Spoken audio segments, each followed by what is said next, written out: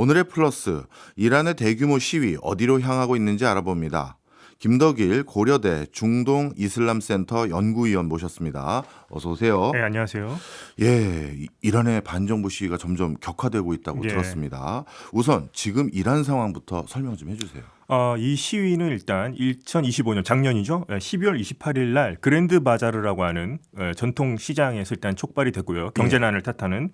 그러면서 시위가 점점 확산이 됐습니다. 그래서 전국적으로 그리고 동시다발적으로 각계각층 남녀노소가 참여하는 수백만 명이 참여하는 그런 시위로 번졌고요. 현재까지도 일단 시위는 이루어지고 있습니다. 그런데 1월 8일 이후로 올해 1월 8일 이후로 지금 이란 정부 당국이 인터넷과 통신을 차단한 상태입니다. 그래서 그 후로 지금 어떠한 일이 벌어지고 있는지는 인터넷이 연결되었을 때보다 상황을 이제 생생하게 전달받기는 좀 힘든 상황이긴 합니다만 나오고 있는 자료라든가 사진, 영상을 통해 봤을 때 현재 얼마 전까지 1,000명 단위였는데 사망자가 현재 이제 10,000명 단위까지로 좀 확산되고 있고 아마 상당한 좀 유혈 사태가 벌어지고 있는 것으로 지금 파악되고 있습니다. 네, 이렇게 전국적으로 시위가 확산될 때는 뭔가 뒤에 조직적인 어떤 정치 세력이나 어떤 이걸 컨트롤하는 또 다른 지도층 이런 사람이 있을 수도 있는데 이란은 진짜 시민들의 자발적인 확산입니까? 지금 이란 정부 신정체제라고 일단 하겠습니다. 네. 현재 신정체제 입장에서는 이 뒤에 미국과 이스라엘이 지금 조정하고 있다. 그리고 이 사람들은 시위대가 아니라 폭도고 테러리스트라고 지금 선을 막 긋고 있는 모양인데요.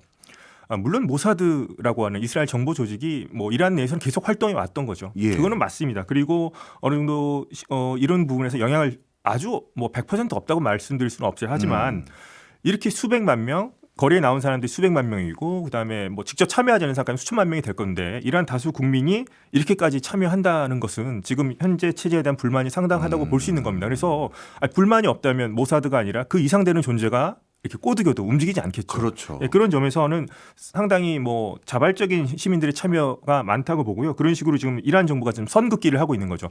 이란과 외세의 대결 이런 것처럼 종교 대 비이슬람의 대결 이런 식으로 지금 이분법으로 선긋기를 하고 있다고 보시면 될 것 같습니다.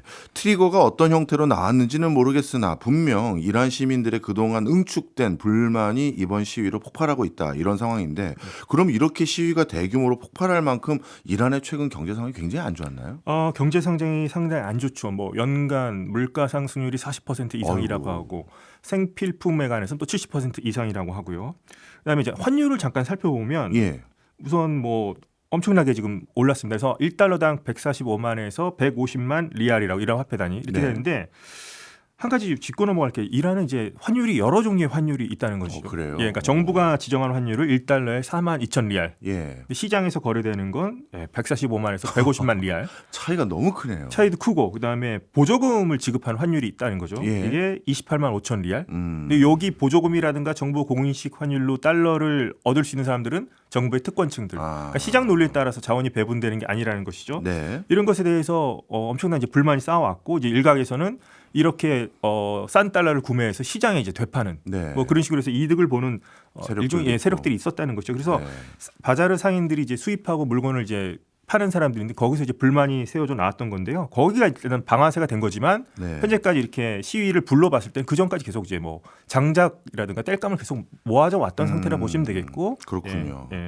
그러면 이란 상황을 확인하기 위해서 하나만 더 여쭤보면 이렇게 시위가 이제 커지고 그것 때문에 사망자가 속출하고 있는 상황에서 통신도 끊었고 인터넷도 끊었다고 했는데 그러면 지금 사망자들은 어떻게 병원 진료라든가 이런 치료는 잘 받을 수 있는 상황이긴 합니까? 받을 수 없는 상황이죠. 왜냐하면 통신을 끊은 때도 지금 사망자들이 넘쳐나고 그러니까 지금 확인되는 게 또 시신을 담은 검은 비닐 같은 씌운 시신들이 겹겹이 쌓여 있죠.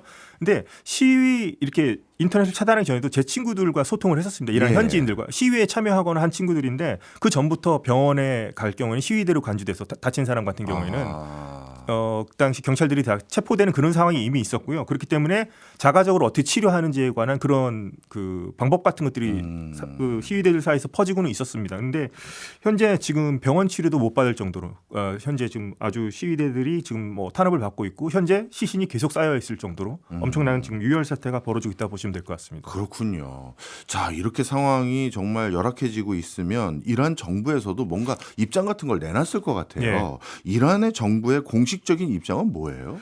처음에는 일단 유화적인 입장을 내놓는 걸 했습니다. 이를테면 많은 사람들이 생각할 때 뭐 페제시키안이라는 대통령이 있어요. 이 사람은 뭐 개혁파고 온건파고 협상파다. 네. 그래서 뭐 우리의 잘못이기도 하고 하면서 중앙은행 총재를 경질하기도 했고요. 근데 그걸로 이제 해결이 안 됐던 것이고, 근데 지금은 거의 다 한 몸이라 보시면 돼요. 뭐 개혁파가 됐든 뭐 하메네이라고 하는 최고 지도자가 됐든 모두 다 지금 시위하는 사람들은 다 폭도다. 신에 대한 적이고 종교적인 또 프레임까지 씌우는 거죠. 예. 신에 대한 적이고 폭도고 외세에 의해서 움직이는 뭐 테러리스트다 이런 식으로 했기 때문에 지금 현재 입장은 뭐 강경 진압으로 지금 다 일치 단결된 상태라 보시면 됩니다. 그 안에서 뭐 개혁파 보수파는 의미가 없습니다 현재.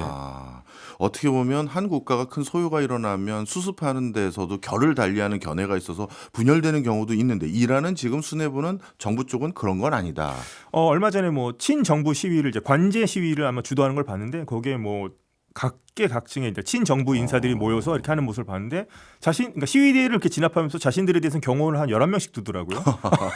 두렵긴 두려운가 봅니다. 예, 알겠습니다. 자, 그런데 예전에 우리 이란 그러면 1979년인가요? 이란 혁명 때를 제일 먼저 떠올리는 분들이 많이 계시거든요. 그때의 혁명과 지금은 어떤 분위기가 다른지 아니면 어떤 포인트가 뭐가 다른 게 있는지 좀 짚어주세요. 1979년 이란 혁명을 일단 언급하자면 이게 이슬람 혁명으로 좀 역사는 기록이 됐지만 그 당시 이슬람 그 종교 엘리트만 나선 혁명이 아니라 이거는 자유주의자, 세속주의자, 뭐 좌파 마르크스주의자, 여성 운동하는 분들과 전 계층이 참여한 혁명이었는데 이 혁명을 결국엔 조직력을 가진 호메인이라고 하는 호메인이라는 사람이 조직하면서 이슬람 혁명으로 둔갑시켜 버린 거거든요. 그러니까 혁명의 성과를 다 독점해 버린 거죠 종교 엘리트들이. 그러면서 소위 말해 신정 국가가 생긴 겁니다. 그러면서 하나씩 제거해 갖고 마지막에 여성애들에게 히잡을 강요하게 된 그런 사태가 된 것이죠. 그래서 이 종교 체제, 종교 국가 체제, 사상 초유 체제인데 권위주의 체제라고 보시면 됩니다. 이름은 공화국이지만 종교를 통치 이념으로 삼아서 수단으로 삼는 그런 권위주의 체제라고 보시면 됩니다. 네. 그러면 그 당시에도 어찌 보면 뭔가 변화를 일으켜보자라는 각계각층의 세력들이 결집해서 이란 혁명을 성공했지만 결국 조직을 가지고 있는 호메이니가 종교화해버린 게 그 당시 분위기라면 지금도 어떻게 보면 각계각층의 시민들이 뭉치는 그 초기 단계는 똑같네요. 초기 단계는 똑같습니다. 다만 이제 많은 분들이 얘기하는 게 그럼 호메니 같은 존재가 누구냐 현재 그 부분이 현재 지금 많은 분들이 뭐 한계 아니냐 이렇게 지적하시는 분들이 있는 것이죠. 그렇군요. 특히 중동은 뭔가 리더를 뽑고 그 리더 아래서 결집하는 문화가 공고한 건지 꼭 누가 나타나는 걸 기다리는 모습이 있던데 이번에도 결국 그렇게 해결이 될 수 있을까요? 아니면 이번에는 어떻게들 전망들 하십니까? 지금 또 많은 분들이 또 비관적인 전망. 이번 시위는 이미 뭐 끝난 것 같다고 전망하시는 분들도 있는데 저는 좀 더 두고 봐야 된다고 생각합니다. 일단은 시위대의 구심점이 없다. 이 점은 뭐 약점이라고 얘기를 하는데요. 근데 한번 지금 이란 체제를 생각해 봤을 때 구심점이 있으면 오히려 더 위험할 수도 있지 않을까요? 이란 정부 당국이 그 사람을 가택연금한다든가 체포한다거나 제거할 수도 있겠죠. 그런데 별다른 구심점이 없는데도 물론 이란 정부는 지금 뭐 외세에 의해서 조종당하고 있고 이 얘기를 하지만 별다른 구심점이 없는데도 시민들이 거리를 자발적으로 나왔단 말이죠. 이럴 경우에는 이란 정부의 불안은 상당히 더 심해질 수도 있는 거죠. 구심점이 없는데 이렇게 국민들이 나왔다는 점. 그리고 각계각층이 이렇게 연대한다는 모습을 보여줬을 때 이런 것들은 오히려 이란 현재 정부가 느꼈을 때는 상당한 더 위험한 신호로도 받아들일 수 있다고 봅니다. 저는. 그렇군요. 오히려 구심점이 없기 때문에 이건 진짜 큰 변화의 바람이구나 이렇게 인식할 수도 있다. 그렇게 볼 수 있겠습니다. 근데 지난번에 이란에도 또 히잡 시위 있었을 때 그때도 한 청년이 마치 구심점 역할처럼 전부 분위기가 그 사람을 중심으로 뭐 연대하는 듯한 모습이 있었잖아요. 그런데 이번에도 혹시 뭐 이렇게 라이징 스타라고 부르기엔 적합한지 모르겠습니다만 갑자기 그렇게 구심점 역할을 하는 사람이 자연스럽게 생겨지진 않을까요?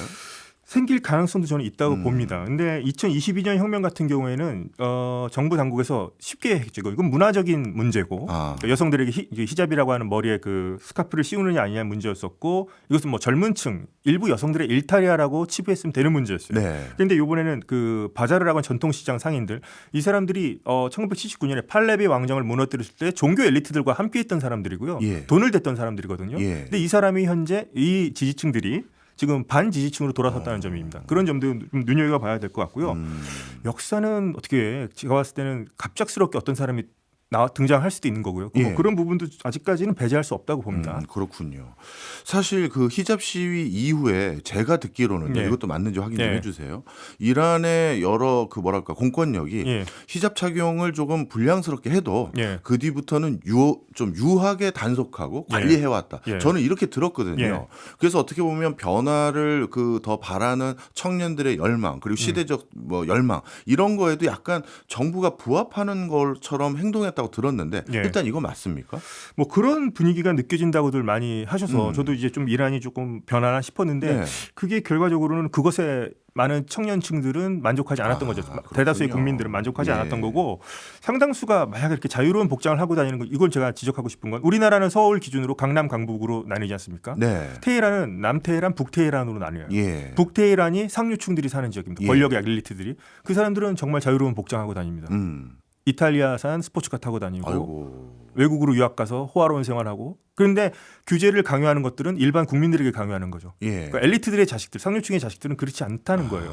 국민들에게는 저항 경제 참아라 빈곤을 인내해라 하지만 그렇지 않다는 점이 그런 어떤 양극화 같은 것도 상당히 심각하고 그것이 촉발제로 작용했을 수도 있다. 저는 그렇게 봅니다. 이란에서도 참 그동안 어떻게 보면 골문 것들이 많겠네요. 자 그런데 이 과정에서 이란 상황에 대해서 트럼프 대통령의 발언이라든가 팔레비 왕세자의 메시지 이런 것들이 계속 나오고 있다고 들었습니다. 어떤 메시지들을 일단 내고 있는지부터 한번 정리 좀 해주세요. 우선 그 레자 팔라비라고 하는 이제 왕세자가 있고요. 이란 혁명 당시 이제 미국으로 망명했던 사람이죠. 근데 많은 사람들이 이 사람은 힘이 하나도 없다고 그랬었고, 뭐 얼굴 마담에 불과하지 뭐 이런 식으로 많이 폄하를 했었는데 이 사람이 계속 방송을 하면서 저녁 8시에 모여달라, 거리로 나와달라 이렇게 얘기를 했었습니다. 그 얘기를 듣고서 시민들이 나왔고요. 제 친구도 이런 시위 정치적인 얘기를 안 했던 친구도 나갔었거든요. 현장 사진도 찍어 보내주고 저한테 그 후로 일단 소식은 끊겼습니다. 그래서 이 사람이 처음에 무시했었는데 어느 정도 그래도 시민들에게 호소하는 그런 힘이 영향력이 있다는 것이 어느 정도는 증명이 됐습니다. 물론 국내 기반의 여부는 유무는 일단 차치하고서라고요. 그런 점도 있고 이제 트럼프 대통령이 계속 이제 메시지를 내고 있어. 근데 아직까지 행동으로 보이지 않지만 이런 것들이 시위대들한테는 어느 정도의 좀 희망을 준다고 볼 수 있는 거죠. 트럼프 대통령의 무슨 메시지가 희망이 될까요? 일테면 시위대를 뭐 죽이지 말라. 그럼 더 큰 대가를 치르게 될 것이다. 아직까지 뭐 행동으로 보여주진 않았지만 뭐 이란을 뭐 직접적으로 공격한다는 하지만 이런 것들이 시위대 입장에서는 우리가 혼자 고립무원의 상태가 아니구나 하는 어떤 뭐 메시지가 될 수 있겠고요. 반대로 이란 집권층에 대해서는 그거죠. 계속 줄 잘 서라. 지금 어떻게 될지 모르지만 너희들은 역사의 죄인이 될 것인가 이런 정도의 어떤 압박감을 주는 효과로도 작용할 수 있다고 봅니다. 근데 아직 뭐 부족해 보이는 건 사실이긴 하네요. 일단 간단하게 정리를 하고 단순하게 정리를 해보면 시위대 입장에서는 트럼프 대통령의 발언이라든가 지금의 망명 중에 있는 팔레비 왕세자의 메시지가 자신들에게 힘을 실어주는 듯한 메시지로 그렇게 받아들이고 있다 이렇게 보면 되겠네요. 그럼 이런 메시지 때문에 시위가 더 높아지고 있고 수위가 그리고 시위가 더 확산되고 있다 이렇게 판단해도 될까요? 그렇죠. 제가 제 지인도 일단 이 팔레비가 8시에 모여서 나가라고 해서 그 시간에 맞춰서 나갔거든요. 그런 점도 있는데 이렇기 때문에 현재 이란 정부에서는 또 프레임을 씌울 수가 있는 거죠. 그거 봐. 미국과 외부 세력이 조종하는 시위에서 움직이는 거 아니야 라면서 또 그런 프레임을 씌우기 시작하는 거죠. 이분법적으로. 그래서 지금 계속 이란 정부에서 보여주는 거는 모스크, 이슬람 사원이 불타는 모습을 보여주는 거죠. 이것은 신에 대해서 적들이 돼서 정의와 불의의 세력 같은 것으로 지금 이분법에서 지금 갈라치기 하고 있는 모습이 나타나고 있습니다. 뭐 박사님이 더 잘하시겠습니다만 이란의 상황이 지금 뭐 변화를 열망하는 젊은 세대 그리고 약간 양극화되고 있는 경제적인 상황 이것뿐만 아니라 민족적으로도 워낙 복잡한 나라잖아요. 그런데 이 민족별로 이 시위를 혹시 바라보는 시각이라든가 또 참여 정도 또는 찬반 이런 게 갈라지나요? 이거 한번 제가 조금 이란 역사와 함께 길게 좀 설명드려도 될까요? 이란 인구 분포 일단 보면 페르시아인이 61%입니다. 대략 55%에서 61%, 그다음에 아제리인 튀르크계인데요. 16%, 쿠르드족 이제 분리독립 많이 주장하죠. 10%, 발로치라는 족이 뭐 2%, 여러 민족들이 있습니다. 예. 분명 다민족 국가예요. 뭐 분리될 수도 있을 겁니다. 근데 이 중에서 과격한 투쟁을 하는 단체가 이제 발로치족이라는 2% 단체가 하나 있고, 쿠르드족이 분리독립을 다 원할 것 같지만 일단 무장 조직도 있긴 합니다. 네. 좀 세게 나오기도 하는데. 그래서 국가별로 다 독립국가를 원한다? 아니라고 봐요, 저는. 일단은 그런 이제 원심력도 있지만 이들을 모아주는 구심력도 존재합니다. 왜냐하면 민족은 다르지만 이 사람들이 우리는 하나의 이란 문명의 계승자. 이란 역사, 이란이라고 하는 큰 어떤 정체성을 가지고 있거든요. 이제 그런 점도 무시할 수는 없다는 걸 한번 말씀드리고 싶고요. 재미있는 걸 말씀드리자면 사파비 왕조라고 있었습니다. 과거. 튀르크인들이었어요. 네. 하지만 이란 왕조였습니다. 예. 그다음에 카자르 왕조도 튀르크인이었지만 이란 왕조였습니다. 그러니까 외부 민족이 들어와도 이 안에서는 하나의 이란이라는 정체성을 갖게 된다는 점이에요. 재미있는 여기서 말씀하시는 이란 왕조라는 건 이 지명을 기반으로 한 왕조라는 그렇죠. 이 거죠. 지역과 자신의 어떤 역사적 계승을 이란에서 찾는다는 것이죠. 이해했습니다. 그리고 재미있는 거 하나 알려드리면 알리 하메네이 최고 지도자도 아제리계예요. 그다음에 페제시키안이라는 대통령도 아제리와 쿠르드계입니다. 어떻게 보면 다수 민족의 구성원이 아니네요. 네, 그래서 여러 민족들의 복합체가 하나의 이란이라고 하는 정체성을 갖고 있다는 점, 이것도 한번 좀 생각을 해봐야 될 것 같습니다. 그렇군요. 그러면 이란이라는 하나의 뭐라 할까요? 구심체 아래서 다양한 민족들이 그래도 그걸 흩어뜨릴 생각은 별로 없다 보니 이번 시위에 대해서는 민족별로 구분해서 우리가 바라보는 견해보다는 그냥 말 그대로 이란 자체의 정체성에 대한 어떤 요구 상황으로 바라보는 게 더 적합한 거겠네요. 그렇겠죠. 그래서 제 지인 중에서 참여한 친구 중에서도 아제리인 사람도 있습니다.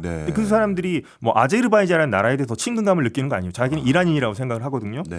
그리고 이 유구한 이란 역사에서 이 체제에 대해서 어떻게 보면 지금 시위대들이 사형 판결을 내렸다고 보시면 될 것 같아요. 팔라비도 물론 잘못했지만 이 체제가 더 문제가 많다 지금. 이렇게까지 지금 판결을 내렸다고 볼 수 있겠습니다. 그런데 이렇게 민족적으로 다양한 구성이 되어 있는 나라들을 통상적으로 쳐다보면 어떤 민족을 기반으로 정권을 잡거나 아니면 이 나라에 어떻게 보면 중요 지배 계층으로 올라가면 그걸 기반으로 그 민족들이 대부분 다 똘똘 뭉치는 경우가 많은데 이란의 수뇌부들은 특정 민족을 기반으로 한 거는 아닌가요? 그렇죠. 그러니까 뭐 아제리인도 있고 페르시아인도 있고 뭐 여러 민족들이 겹쳐 있는데 그 사람들이 이란인이라고 하는 정체성을 갖고 있다는 점이죠. 네, 이해했습니다. 그러면 혹여나 이 과정에서 어떻게 또 전개될지 모르는 게 또 시위니까요. 분리 독립이 돼서 이란이 조금 일부라도 쪼개질 가능성 이건 전혀 없나요? 전혀 없다고 또 볼 수도 없겠죠. 어떤 또 역사하는 변수가 일어날지 모르니까. 하지만 이를테면 뭐 예를 들어 쿠르드족이 무장 독립 투쟁을 시작한다. 번진다. 그럴 경우에는 주변 국가들이 가만히 안 있겠죠. 이를테면 튀르키예도 쿠르드족의 분리 독립에 대해서 튀르키예가 상당히 민감하거든요. 그런데 이란에서 쿠르드족이 분리 독립을 시도한다. 거기에 대해서는 아마도 주변 국가들이 원치 않을 겁니다. 그래서 이란이 혼란이 빠지길 기대하는 국가들은 없을 겁니다. 그러면 결국 이번 시위의 궁극적인 원인은 앞서 말씀 주신 것처럼 하나하나 설명 주셨지만 환율도 장난이 아니고 그다음에 물가도 엄청 올랐고 여러 가지 경제난이 가장 큰 직접적인 원인이라고 지목해 주셨잖아요. 그런데 이런 이런 경제난들이 딱 설명 듣고 났더니 이게 단기간에 해결될 경제 상황이 아닌 것 같아 보이거든요. 단기간에 해결되기가 힘들 것 같습니다. 왜냐하면 이란은 제재를 계속 받고 있지 않습니까? 그리고 작년 9월부터 미국 제재가 아니라 유엔 차원에서 스냅백해서 안보리 차원에서 제재도 들어갔고요. 그리고 총체적으로 얘기하자면 그 국가 역량의 무능이라고 볼 수 있을 것 같아요. 경제 정책에 대해서 자꾸 뭐 보조금 지급하고 뭐 긴축을 했다 이랬다면서 긴축을 하면 국민들에게 고통을 안겨줄 것이고 맞죠? 보조금 지급하는 정책하면 인플레이션이 가중되고 그러니까 어떻게 지금 방향을 잡지 못하고 있는 상황이라고 보시면 될 것 같습니다. 그래서 경제적 요인은 이제 직접적인 이번에 촉발제였지만 저는 그것은 여러 요인 중에 하나라고 봅니다. 그러니까 예를 들자면 경제난이 해결됐다고 칠까요? 그럼 시위대들이 다 집으로 돌아갈까요? 알았다고 하면서? 아닙니다. 지금 그보다 더 큰 요구를 하고 있는 것이죠. 현재. 그러면 경제 이외에 추가적으로 요구하는 게 완전한 개혁 개방이라든가 아니면 서구 진영과의 타협 이런 것까지 얘기를 하는 겁니까? 이란 현재 시위대들이 원하는 것은 세속적인 비록 종교는 이제 무슬림이고 이슬람이지만 이런 이상한 지배 개념으로 통치하는 이런 종교로서 활용할 것이 아니라 세속적인 민주주의 국가 체제를 원한다고 보시면 됩니다. 그것을 원하는 거고요. 이란 국민들은 교육 수준도 높기 때문에 당연히 그런 걸 원하고 있고요. 그리고 현 체제는 더 이상 우리가 인정하지 않겠다. 왜냐하면 이런 구호들이 나왔죠. 이를테면 이것이 마지막 전투라고까지 얘기가 나왔었고 하메네이에게 죽음을이라는 구호까지 나왔거든요. 이것은 현 체제 자체를 부정하는 것이고요. 어떻게 보면 제가 말씀드렸다시피 시민들의 정당성을 잃은 체제에 향한 사형 선고라고 저는 보고 있습니다. 그렇군요. 이란도 굉장히 교육 수준이 높은 국민들이 많은 국가인데 네. 역시 단순히 경제난 이거 해결된다고 근본적으로 해결되는 게 아니라 체제 자체에 대한 변화가 수반돼야 네. 지속적인 경제도 안정감이 있다. 이렇게까지 판단하고 있다 봐도 되겠군요. 예, 그렇습니다. 네, 그러면 이렇게 지금 이란이 혼란스러운 상황에서 우리가 이런 시위가 있기 전까지 이란을 바라봤던 관점은 이란을 이란이 이제 지원하고 있는 각종 무장 세력들, 네. 조직들 이런 것들을 좀 관찰하고 있었던 게 사실이거든요. 그럼 지금 이란이 해외 대리 조직에 대한 지원 이거는 단절됐겠네요. 현재 지금 거기에 아마 신경 쓸 겨를이 없겠죠, 현재로서. 예. 그런데 한번 예를 들자면 이란 국민들에게 지금 미봉책으로 내려왔던 게 $7 정도의 뭐 생필품을 구매할 수 있는 돈을 넣어주겠다 얘기를 했습니다. $7를 주겠다고 했었어요. 일반 국민들에게 넉 달간 경제 위기 타격을 위해서 이번 시위가 처음에 났었을 때. 예. 그런데 이란이 해외 레바논의 헤즈볼라, 그다음에 가자의 하마스, 그다음에 예멘 후티 반군들을 대리 조직으로 두고 있죠. 네. 1년에 이들에게 주는 액수가 수억 달러에서 10억 달러에 달합니다. 그럼 이란 국민들이 봤을 때는 아니 우리 국민들을 살리는 것이 아니라 무슨 혁명을 수출한다거나 이런 이념 하에서 다른 외국인들을 돕고 있는 것이죠. 그래서 이번 또 구호가 나온 것 중에 좀 눈여겨봐야 될 것 중에 하나가 우리는 레바논과 가자도 아니고 오직 이란만을 위해 우리 목숨을 이란만을 위해서 이런 구호가 나왔어요. 그러니까 네. 제발 거기에 좀 신경 쓰지 말고 민생에 신경 쓰라는 그런 뭐 처절한 외침이라고 볼 수 있겠죠. 알겠습니다. 사실 앞서 일부에서 경제난도 심각하다는 말씀을 여러 번 주셨는데요. 물론 체제에 대한 불만들이 있을 수 있지만 아마 경제난이 더욱더 가중되다 보니까 그게 트리거로 작동한 것도 분명히 있을 것 같은데 그렇다면 이번에 경제가 이렇게 악화된 것이 최근 있었던 이스라엘과 이란의 전쟁 때문이었던 건지 아니면 트럼프 지난 1기 때부터 다시 이란을 봉쇄하고 제재하기 시작했단 말이죠. 그거부터가 본격적인 시발점이었는지 그것도 좀 궁금합니다. 거슬러 올라가면 저는 이란 혁명이 이슬람주의 정권을 탄생시켰을 때부터라고 저는 생각합니다. 거슬러 올라가면 왜냐하면 그때부터 제재가 시작됐거든요. 그렇죠. 이를테면 반서방 노선, 반미 노선을 걸어갔고 뭐 미 대사관 인질 사건도 있었고 그러면서 계속 제재가 반복됐었고 예. 또 아시다시피 80년에서 88년까지 이란 이라크 전쟁도 있었고요. 네네. 그래서 한시도 뭐 이렇게 편할 날이 없었어요. 그러다가 이제 뭐 핵 프로그램과 연관되면서 계속 제재를 받아왔던 그런 점도 있겠죠. 그렇기 때문에 그것이 원인이 될 수도 있겠고 그리고 총체적으로 어떤 시장 경제라든가 이런 것에 대한 그 하는 것이 아니라 무슨 이슬람 경제, 뭐 저항 경제 이런 이름으로 이제 포장을 해가지고 그 외부 제재에 대해서 이렇게 뭐 국민들에게 저항하는 그런 식으로 좀 포퓰리즘적인 그런 정책을 펴서 좀 합리적인 정책의 결여, 국가 능력의 총체적인 부재, 뭐 이런 원인을 저는 볼 수 있을 그것이 더 큰 원인이라고 보겠습니다. 네. 그런데 또 일각에서는 이렇게 전망하기도 하는 분들 계세요. 예를 들어서 러시아랑 비교를 해보면 네. 러시아 같은 경우는 미국의 경제 제재를 받고 나서 오히려 내부 기업들이 성장할 수 있는 기반이 가끔 생길 때도 있거든요. 외국에서 성공한 비즈니스 모델들이 그 러시아 자체로는 들어오지 못하게 막아버리다 보니 야 우리도 예를 들어서 우버라든가 스타벅스라든가 이런 거 비슷한 거 우리가 직접 해버리자 이렇게 해서 자체적인 기업이 성장할 수 있는 마중물이 되기도 했거든요. 근데 이란도 실제 워낙 공학도도 많고 유능한 엔지니어도 많다 보니까 제재가 다시 가중됐었을 때 외국 기업들이 나가버리면서 그들이 남겨놓은 시설이나 여러 비즈니스 모델들을 본인들이 직접 해서 내수가 성장하고 자체 기업이 성장할 수 있는 여지가 있었는데 그런 효과는 없었습니까? 그런 효과가 없었네요. 차라리 그 내부 안에서라도 충분히 혁신을 했더라면 네. 충분히 가능했을 시나리오긴 합니다. 네. 러시아 얘기를 들어보면. 그런데 그렇다기보다는 이란 혁명 수비대, 혁명 수비대라고 하는 큰 조직이 있죠. 예. 그러니까 이게 군과 또 별도의 조직인데 어떻게 보면 이 조직이 군 조직이기도 하지만 예. 해외 작전도 하고 하나의 또 거대한 복합체라고 보시면 됩니다. 기업도 경영하고 있죠. 그다음에 뭐 항만, 뭐 외환, 뭐 밀무역 이런 것까지도 하고 있는데 이 거대한 어떤 큰 이 괴물 같은 그 복합체가 이란 경제의 뭐 20% 30%를 장악하고 있다고 하는데 이런 것들이 말씀드렸지만 혁신이라든가 시장 원리대로 돌아가는 것이 아니라 권력층과의 카르텔 얼마나 충성도에 가까운가에 따라서 자원이 배분되는 구조라는 점이 가장 큰 문제겠죠. 네. 그렇기 때문에 그런 우수한 인력 자원이 있음에도 제대로 활용하지 못하고 있는 겁니다. 네, 그렇군요. 그래서 그런지 모르겠습니다만 최근에는 최고 지도자 하메네이가 러시아로 탈출할 거다 이런 소문도 돌았다고 들었습니다. 네. 실제 그럴 가능성 이런 건 없나요? 이러한 얘기가 가장 나왔을 때가 1월 8일 정도였습니다. 예. 올해. 그 시위가 가장 있었고 인터넷이 끊기 직전이었는데 그때 시위대에 참여했던 저희 친구들이 어떤 메시지를 보냐면 우리가 이겼다는 그런 메시지를 보냈어요. 그래서 그 한때 그 뉴스가 하메네이가 모스크바로 도망갈 수 있다 이런 얘기까지 나왔었거든요. 그런데 지금 아직까지 뭐 가능성을 배제하지 않겠습니다. 일단은 하메네이 같은 경우는 테헤란에 있지만 수도 있지만 자신의 고향으로 피신하는 경우도 있었다고 하고요. 네. 그런 점에서 해외로 뭐 나이가 워낙에 많기 때문에 도주할 것인가는 뭐 만약에 체제가 붕괴될 경우에 그런 가능성은 뭐 배제하지 않겠습니다만 많은 이란의 어떤 지금 집권층들 있지 않습니까? 지도층들, 이 권력의 핵심층들 상당수가 플랜 B를 일단 준비하고 있는 건 맞아 보입니다. 그러니까 네. 혹시나 모를 사태에 대비해서 해외로 뭐 재산을 빼돌린다든가 해외 부동산을 알아본다든가 뭐 이런 조짐 같은 것들은 많이 뭐 해외에서 많이 보도되기도 했었습니다. 그렇군요. 이미 하메네이는 자신의 후계 구도에 대해서도 큰 그림을 미리 그려놓은 걸로 알고 있는데 네. 그런 후계 구도의 유력자들도 하메네이와 행보를 같이 할까요? 우선 뭐 아들을 점찍어 놨었는데 네. 예, 아들 같은 경우에는 뭐 이란 혁명 수비대와 뭐 친분이 있다고 하지만 일단 급 자체가 이런 최고 지도자가 될 수 있는 급이 안 됩니다. 그러니까 이슬람 법학자도 급이 아야톨라라는 칭호가 있었는데 예. 뭐 억지로 만들어서 아야톨라를 붙이면 되겠지만 그 정도는 안 될 거라고 봅니다. 그리고 이란 이슬람 혁명의 명분이 뭐였냐면 왕정타도였지 않습니까? 팔라디. 그렇네요. 그런데 네. 아들에게 요즘 세습이지 않습니까? 그렇네요. 이거는 뭐 혁명 자신들이 얘기했던 혁명 정신 자체를 부정하는 성과겠네요.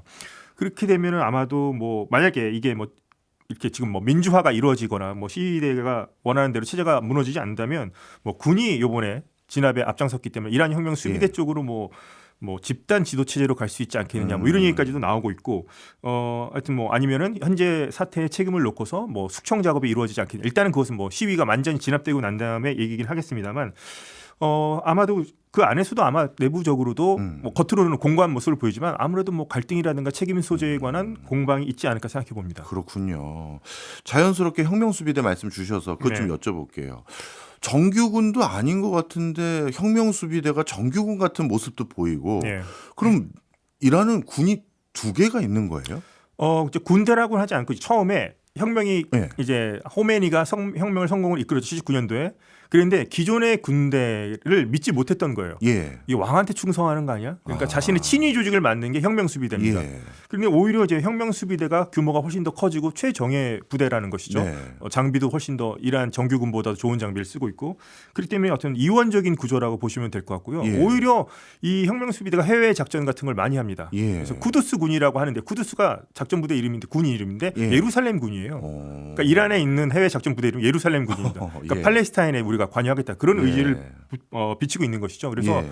혁명수비대가 오히려 더 군보다도 더 강한 어떤 무장 집단이면서 경제 집단이면서 예. 하나의 거대한 복합체라고 보시면 될 것 같습니다. 그렇군요. 그런데요, 호메이니 때부터 지금 벌써 하메네이까지 상당히 지도층들이 공고한 어떤 통치 기반을 다졌으면 이제 혁명수비대와 정규군을 구분할 것이 아니라 그냥 야 이제 내가 내 안위를 걱정할 수준은 아닌 것 같다.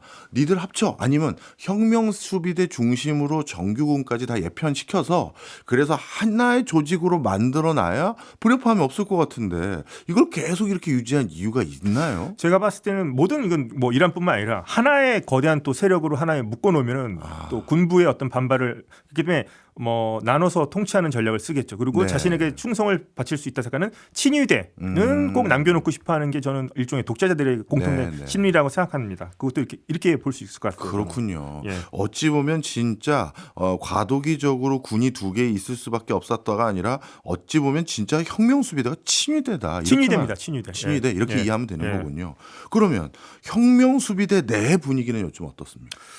혁명수비대가 지금 진압에 앞장서서 지금 뭐 실탄을 발사하고 뭐 이렇게 정밀하게 조준 사업까지 하면서 지금 엄청난 유혈 사태를 벌이고 있는데 혁명수비대도 일단은 봤을 때 특권 조직이라고 하지만 저는 그 안에도 분명한 또 갈등이 균열이. 있을 거라 생각해요. 예. 왜냐하면 피라미드 구조지 않습니까? 모든 예. 구조가. 그러니까 상류층은 정말 재벌과 같은 특권층이긴 하지만 그 중에는 징집된 병사들도 있어요. 물론 체제에 대한 충성, 뭐 종교심 같은 거 테스트를 하겠지만 만약에 이 시위가 길어지면 길어질수록 시위대뿐만 아니라 진압군들도 피로도가 길어질 것이고 회의감이 드는 사람도 저는 분명히 있을 거라 생각을 합니다. 비록 소수이긴 하지만 그래서 혁명 수비대도 아마 제가 봤을 때 이 시위가 계속 장기화되고 이렇게 간다면은 그 안에서도 어느 정도 다른 목소리도 나올 수 있지 않을까. 물론 뭐 가능성이 낮다고 하지만 그런 점도 한번 고려해 볼 수 있지 않을까 저는 생각해 봅니다. 그렇군요.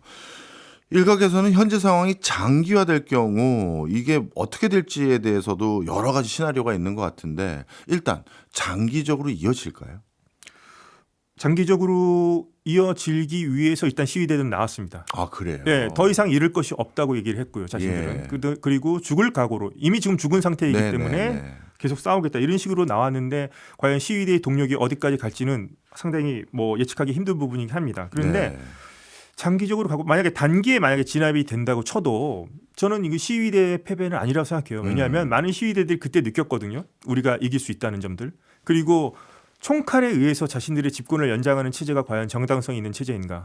그런 점들을 봤을 때 물론 지금 이 비를 뭐 테헤란의 봄이 과연 왔는가 오지 않았는가 하지만 장기적으로 봤을 때는 저는 만약에 그러니까 이번 시기가 진압되도록 조금 더 멀리 내다봤을 때는 결국에 체제의 수명은 다 했고 연명하는 단계에 들어간 것으로 저는 판단하고 있습니다. 그렇군요. 그렇다면 이런 시위와 같은 격렬한 어떤 움직임이 아니더라도 네. 이미 이란 체제는 붕괴했다 이렇게 판단이 되고 있는 상황이라면 장기로 흘렀을 때 나중에 뭐 이건 시나리오죠. 네. 박사님이라고 뭐 다 네, 뭐 그렇죠. 네. 알 수는 없는 거니까요. 그래도 이런 형태로 이란의 국가의 꼴이 바뀔 가능성이 있을 것 같습니다라고 몇 개 좀 알려주세요. 지금 상당수 시위대들이 젊은 층들이거든요. 예. 이청년층들이 계속 살아남아서 계속 이어가겠죠. 예. 그리고 위에 있는 나이 든 사람들은 퇴장할 수도 있을 것이고요. 예. 그렇게 되면은 뭐 사회 안에서도 자체적인 변화가 또 크게 또 일어날 수도 있을 것 같기도 하고요. 그래서 불씨는 설마 이 시위를 완전히 진압했다고 자신들이 뭐 자화자찬하고 이렇게 얘기할지라도 불씨는 계속 살아서 움직일 거라고 봅니다. 그들이 느꼈던 경험, 기억 이번 시위에서 그들이 가졌던 그런 것들은 전 계속 이어질 것이라고 보고요. 저는 그 힘이 더 앞으로 시간이 지나서 더 크게 작용할 것이라고 봅니다. 그러면 그런 힘들을 우리가 좀 구체적으로 예. 상상한다면 예. 요즘 사우디에서도 개혁 개방이 굉장히 뭐랄까요 일반적인 흐름이 된 것 같고 네. 그 다음에 아랍에미리트도 상당히 이제 뭐 거기 술 마실 수 있는 호텔도 있고 하는 정도까지가 네. 됐으니까요. 이란도 먼 미래에는 결국 그런 형태의 국가꼴을 저희가 상상해도 되는 건가요? 이란이 처음에 이제 자부심을 가졌던 게 예. 여성은 운전할 수 있다 했거든요. 그렇죠. 근데 이제 사우디에 비해서 자신들의 체제, 국민들의 인권이라든가 자유가 나은 것이 없어졌어요. 그렇기 예. 때문에 이번에 또 국민들이 불만을 가진 것인데 저는 가능성이 있다고 봅니다. 이란 국민들의 어떤 자부심이 강하고 또 민주주의 교육도 잘 돼 있고 하기 때문에 이들이 원한다면 전 세속 민주주의 체제 내부 안에서 지금 너무나 지금 회의적인 시각이 너무나 유혈 진압이 세고 강경 진압이 되다 보니까 시위가 끝난 것 아니냐 하지만 저는 이란 국민들이 충분히 그런 잠재력을 가지고 있다고 생각합니다. 그러면 그렇게 민주주의적인 국가 성향을 좀 더 지향할 가능성이 높다라는 건 예. 시장 경제라든가 여러 가지 뒷받침되는 또 다른 사회 시스템이 있지 않습니까? 예, 예. 이런 것들을 다 같이 맞물려 생각해 본다면 예. 좀 확장 해석인지 모르겠습니다만 이란이 지금처럼 러시아라든가 중국과 친한 것이 아니라 예, 예. 브릭스의 대표적인 국가가 아니라 완전히 지향점이 달라질 수 있는 그런 것도 상상해 볼 수 있나요? 만약에 지금 그 시위대에 참여하고 있는 사람들이 이 사람들이 과연 나중에 이란을 이끌어갈 체제의 중심이 될지 모르겠지만 이 체제가 전환이 되고 나서 하지만 예. 결코 미국을 싫어하지 않습니다. 이 사람들. 그래요? 그렇죠. 오히려 지금 트럼프의 메시지에 귀 기울이고 있고 많은 시위대들이 어떤 걸 했었냐면 도로 이름을 바꾸어서 스티커를 붙였어요. 뭐라고요? 도널드 트럼프 대통령 대로라고 막 붙이고 충격적입니다. 예, 그런 걸 붙이는 것도 있었거든요. 야. 그리고 상당수가 이렇게 미국을 싫어하거나 그러지 않습니다. 누구보다도 SNS 많이 하고요. 예. 저보다도 K-팝 스타들 더 많이 알고 있어요. K-드라마에 더 잘 알고 있고. 예. 또 그런 사회는 그런데 이제 국가가 지금 그것을 자꾸 이제 시대를 따라가지 못하고 있는 거죠. 국민들의 목소리에 기울이지 않고 있는 거고요. 그래서 저는 글쎄요, 이게 좋은 시나리오로 간다면 충분히 세속적이고 민주적이고 중동과 다른 국가들과 공존할 수 있는 국가로도 탄생할 수 있다고 저는 생각합니다. 네. 그러면요, 이것도 또 죄송하지만 자꾸 네. 무리한 가정을 해서 네, 가정, 그렇습니다만 워낙 이 상황은 지금 가정을 할 수밖에 네. 없는 거라서 지금 그런 박사님과 유사한 진단을 전문가들 사이에서 적지 않게 한다면 예. 러시아와 중국이 이걸 보고만 있을 수는 없을 수도 있지 않을까요? 예를 들어서 예. 이러다가는 이란의 진짜 어떻게 보면 자유의 봄바람이 불기 시작하면 예. 중동 지역의 중요한 거점 하나가 또 우리 사라질 수 있다. 예. 이런 생각 때문에 지금 이란의 수뇌부를 더 적극 물밑에서 예. 러시아라든가 중국이 지원해서 예. 아주 심할 경우 이게 내전까지 이어지게끔 만들려는 외부 세력이 있지 않을까요?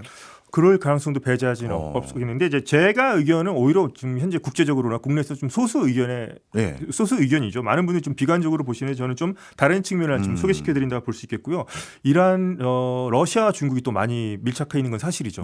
러시아의 드론을 지금 현재 러우 전쟁에서 드론을 공급하는 것도 이란이고 이란산 석유의 90%가 지금 중국으로 향하고 있으니까요. 그래서 자신들의 어떤 거점, 기득권을 잃지 않기 위해서 이란을 조종할 가능성 저는 충분히 있다고 생각합니다. 네. 그러면 박사님과 좀 다른 견해로 이란의 장기적인 모습이나 지금 상황을 진단하는 분들은 또 어떤 의견들이 있나요? 그야말로 내전 상태로 가서 민족별로 쪼개져서 완전히 이제 혼돈 상태에 빠진다고 예상하는 분들도 있죠. 근데 그것은 그렇게 보고 계신 분도 있는데 그것은 주변 국가들도 원치 않는 거거든요. 제가 봤을 때. 그러니까 많은 분들이 그렇게 되면 뭐 이스라엘이 좋지 않겠어? 아니죠. 혼돈이 벌어진다는 것 자체는 이제 걸프 지역이 혼돈에 빠진다는 거죠. 이란이 혼돈이 아니라 걸프 지역 전체. 걸프 지역 전체. 그 건너편이 걸프니까요. 그리고 튀르키예까지 영향을 미칠 수도 있고 뭐 중앙아시아 그렇게 된 것은 결코 바람직하지 않죠. 그러면 미국도 같은 관점에서 이게 내전과 국가가 분열되는 건 바라지 않겠네요. 미국이 이란이 그러니까 현 체제가 계속되는 것은 이제 문제긴 하지만 이란 우선 핵 협상 같은 것들은 조건들이 워낙에 다르죠. 일단은 미국은 핵 프로그램을 일단은 핵무기 만들 생각, 자국 내 우라늄 농축하지 마라. 장거리 탄도미사일 개발하지 마라. 그다음에 대리 조직 지원하지 마라. 요 요건인데 요 요건을 지금 하기 때문에 지금 평행선을 달리고 협상이 안 되는 건데 미국 입장에서 그렇지 않고 만약에 뭐 이스라엘이든가 미국을 사탄이라고 부르지 않는 국가가 탄생한다면 미국 입장에서는 쪼개져서 이렇게 난리를 치는 것보다는 그래도 하나의 안정된 이란이 있는 것이 훨씬 더 나을 수 있겠죠. 그렇군요. 혹시 시위대들이 핵 무장이나 핵과 관련된 것에 대해서도 일관된 메시지가 있습니까? 많은 분들이 예상하셨을 때 작년 6월에 전쟁이 있었잖아요. 어떻게 보면 이란이 이스라엘에게 좀 무력한 모습을 많이 보여줬었고요. 그 후로 스냅백 제재가 강화되면서 어떤 분들은 북한처럼 이 체제를 지키기 위해서 결사옹위하면서 고난의 행군에 따라갈 것이다. 이란의 뭐 신앙심을 통해서 뭉칠 것이다. 근데 그게 아니었거든요. 많은 친구들은 그걸 원치 않습니다. 오히려 경제적으로 좀 더 잘 살아졌고 더 많은 자유가 이 친구들이 서방 그런 것들을 문화에 오히려 친숙하거든요. SNS 같은 걸 통해서. 그래서 그런 변화된 국가를 바라는 것이지 뭐 북한처럼 그렇게 뭐 강성되고 그런 거 절대 원치 않고 있고요. 많은 친구들이 느끼는 것 중에 하나가 지난 이스라엘과 이란 전쟁 때도 뭐 이스라엘을 응원하는 건 아니지만 이란 혁명 수비대라든가 하메네이가 공경에 빠지는 모습 같은 것들을 은근히 심리적으로 보복, 만족감 같은 거 느꼈다는 친구들도 있었거든요. 그리고 보십시오. 또 가뭄도 있었잖아요. 가뭄도 있었죠. 단전 단수 사태. 이건 그러니까 정상적인 국가가 아니라고 보는 거죠. 지금 무능할 뿐만 아니라 폭압을 휘두르는 국가 인정할 수 없다는 지금 판결입니다. 국민들의 생각은. 그렇군요. 어찌 보면 진짜 제가 생각한 것보다도 이란 내부에서는 반미 감정이 그렇게 높은 게 아니었구나라는 생각이 지금 많이 드는데 그럼 이런 상황에서 미국의 군사적인 옵션, 즉 미국이 안 되겠다. 이란을 내가 조금 외부에서 군사적으로 지원해줘야겠다라는 생각을 더 강하게 가질 수 있는 맥락이 있는 것 같은데요. 미국의 군사적 옵션 어떻습니까? 트럼프가 계속 지금 만지작거리고는 있는 것 같습니다. 맞죠? 근데 처음에 이제 조건을 걸 때는 더 이상 살상이 없어야 된다고 얘기했는데 지금 살상은 계속 벌어지고 있고, 근데 오늘 또 보니까 살상이 멈췄다는 소식을 들었고 시위대 사형 집행을 하지 말라고 했는데 사형 집행을 하지 않았다는 소식을 들었습니다. 기다려 보겠습니다 했는데 그래도 우선 군사적인 카드는 만지작거리는 것 같습니다. 왜냐하면 뭐 카타르 쪽으로 공중 급유기들이 오고 있다는 얘기도 있고 뭐 항공모함이 이동한다는 소식도 있고 하기 때문에 트럼프는 마지막 순간까지 본인도 아마 모를 거예요. 본인 스스로를 예측하기 힘든 사람이니까. 하지만 군사적 옵션 분명히 지금 만지작거리고 있는 건 맞고요. 그다음에 지금 정보전 같은 걸 하고 있는 거죠. 스타링크 같은 걸 통해서 계속 외부와의 연결이 끊어지지 않도록 유지하고 있는 점들은 일론 머스크와 지금 함께하고 있고요. 그다음에 메시지를 내는 것 자체가 계속 시위대들과 지금 지도부에게 건네는 어떤 선전 방법이라 생각을 합니다. 군사적 옵션이라고 한다면 뭐 이란 혁명 수비대 시설이라든가 핵시설, 군사적 시설까지 지난번 같이 어떤 제한적인 타격을 가할 수 있을 것 같은데 또 이걸 하기는 리스크가 너무나 큽니다. 이렇게 되면 이란 입장에서도 이란 현재 정부 입장에서도 죽기 살기로 나올 수가 있거든요. 그렇겠죠. 이렇게 그럴 경우에는 이란의 건너편에 있는 미군 기지들에 대해서 타격한다고 또 이란이 경고를 했었고요. 이스라엘도 경고한다고 했었고요. 그다음에 이제 걸프 국가들 산유국들이지 않습니까? 예. 거기도 공격할 수도 있거든요. 예. 그리고 호르무즈 해협에 대해서 위협 봉쇄를 한다거나 예. 이럴 경우에는 뭐 우리나라 경제도 호르무즈 해협에서 70%를 지금 원유를 수입하고 있는데 그렇죠. 우리나라뿐만 아니라 전 세계 경제가 마비되는 거고 예. 이것은 트럼프가 또 원치 않는 거죠. 유가가 네. 상승하고 물가가 오르는 것은 본인에게도 유리하지 않습니다. 그래서 이런 부분을 지금 트럼프도 상당히 고민을 많이 하고 있는 것 같습니다만 지금 전운이 감들고 있는 것만은 분명해 보입니다. 지금 세계 경제에 파장을 일으킬 불협화음들을 우려해서 예. 외과적 수술의 군사 작전은 아직은 좀 주저하고 있는 듯한 요소도 됐다. 이렇게 말씀드릴 수 있겠네요. 예. 자, 그러면 어떤 변화가 있을 때 트럼프가 군사적 카드를 그럼 강행할 수 있을까요? 서로 간에 오판이 있을 수 있죠. 이를테면 오판. 그러니까 이스라엘과 이란이 서로 간에 오판에 의한 충돌을 막기 위해서 러시아를 통해서 사전에 얘기를 했다는 얘기가 나왔어요. 네. 먼저 선제 공격 안 한다고 서로.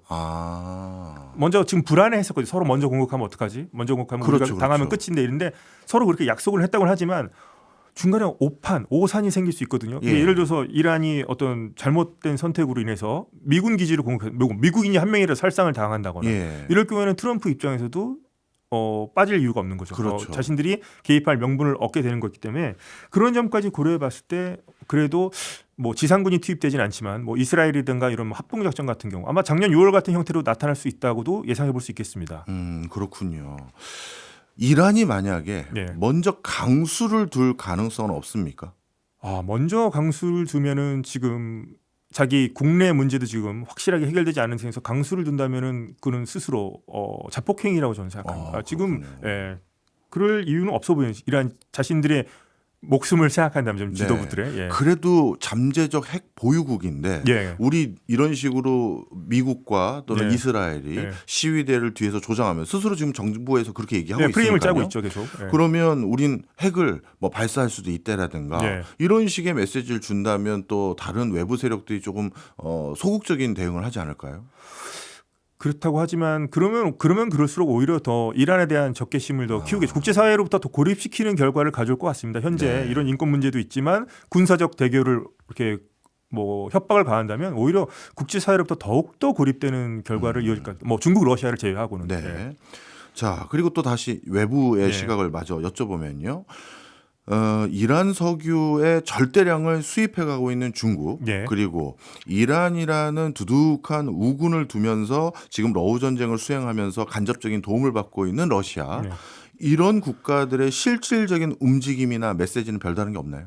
메시지는 뭐 원론적인 메시지는 내죠. 외무부 차원에서 뭐 외부 개입을 하지 마라. 뭐 그런 개입을 하고 뭐 그런 논평은 내고 있지만 실질적으로 이 국가들이 과연 이란을 위해서 미국에 맞서 싸워줄지 저는 그렇게 보지는 않습니다. 이번 뭐 작년 예를 들어 보더라도 가장 극단적인 형태였죠. 전쟁이라는 형태였지만 중국과 러시아가 그렇게 두드러진 역할을 했었던가? 저는 거의 보이지 않았던 것 같거든요. 뭐 원론적인 비판은 가능합니다만, 그래서 이번에도 뭐 중국과 러시아가 나설 그런 뭐 딱히 명분이라든가 그런 것들은 있어 보이지 않습니다. 제가 봤을 때 그 역할도 저는 크지 않을 거라 생각합니다. 네.